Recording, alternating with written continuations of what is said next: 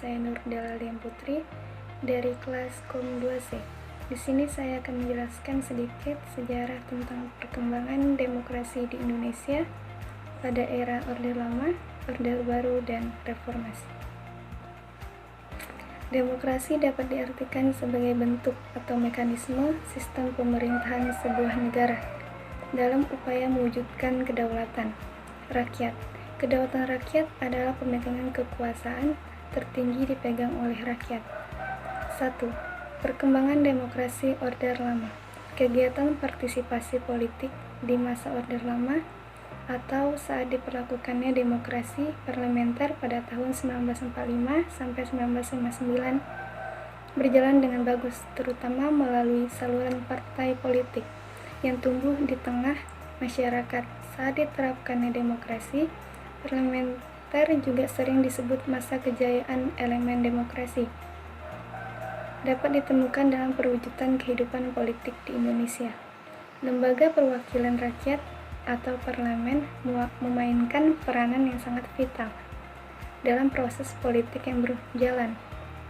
Perwujudan kekuasaan parlemen ini diperlihatkan dengan adanya sejumlah mosi tidak percaya kepada pihak pemerintah yang mengakibatkan kabinet harus meletakkan jabatannya. Dalam perkembangan demokrasi di era Orde Lama pada tahun 1945 sampai 1959, salah satu hal yang dikecewakan adalah masalah presiden, yaitu Soekarno, yang hanya sebagai simbolik semata, begitu juga peran militer. Akhir masa ini mengalami kehancuran setelah terjadinya perpecahan antara elit dan antara partai politik.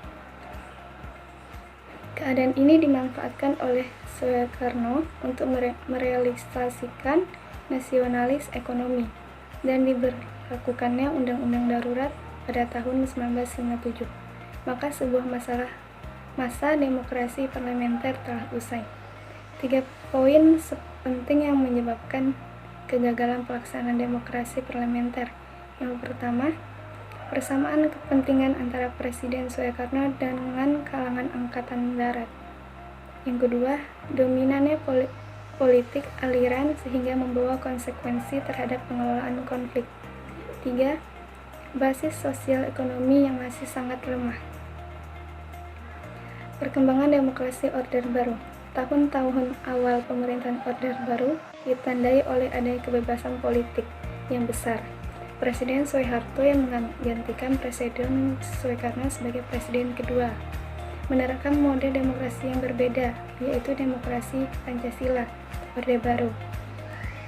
Orde Baru mewujudkan diri sebagai kekuatan yang kuat dan relatif otonom, sementara masyarakat semakin terasingkan dari lingkungan kekuasaan dan politik pembuatan kebijakan.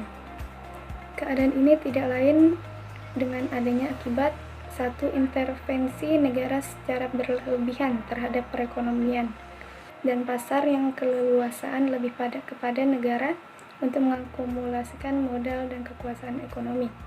Yang kedua, dijalankannya regulasi politik. Yang ketiga, dipakainya pendekatan keamanan. Yang keempat, tersedianya sumber biaya pembangunan baik dari eksploitasi minyak bumi dan gas. Berakhirnya masa Orde Baru melainkan era baru yang disebabkan masa reformasi. Orde Baru berakhir pada saat Presiden Soeharto menyerahkan kekuasaan kepada Wakil Presiden B.J. Habibie pada tanggal 21 Mei 1998. Perkembangan demokrasi era reformasi. Kebijakan reformasi ini diawali dengan diamandemennya Undang-Undang Dasar 1945 sebab dinilai sebagai sumber utama kegagalan tatanan kehidupan kenegaraan di masa Orde Baru. Demokrasi yang diterapkan negara kita pada era reformasi adalah demokrasi Pancasila yang diterapkan pada Orde Baru dan sedikit mirip dengan demokrasi parlementer. Namun, di balik perkembangan demokrasi ini menuju ke arah positif, penerapan demokrasi oleh sebagai kalangan dianggap tidak memberi kesejahteraan, tetapi justru melahirkan pemiskinan. Kondisi buruk diperparah oleh elit politik dan aparat penegak hukum. Banyak perilaku wakil rakyat yang tidak mencerminkan aspirasinya pemilihannya. Bahkan opini publik sengaja disingkirkan guna mencapai aneka kepentingan sesaat. Banyak kasus-kasus yang amat mencederai perasaan rakyat mudah ditampilkan dan mengundang kemarahan publik. Segini saya sejarah singkat yang saya sampaikan. Apabila banyak kekurangan saya mohon maaf. Wabillahi taufiq wal hidayah. Wassalamualaikum warahmatullahi wabarakatuh.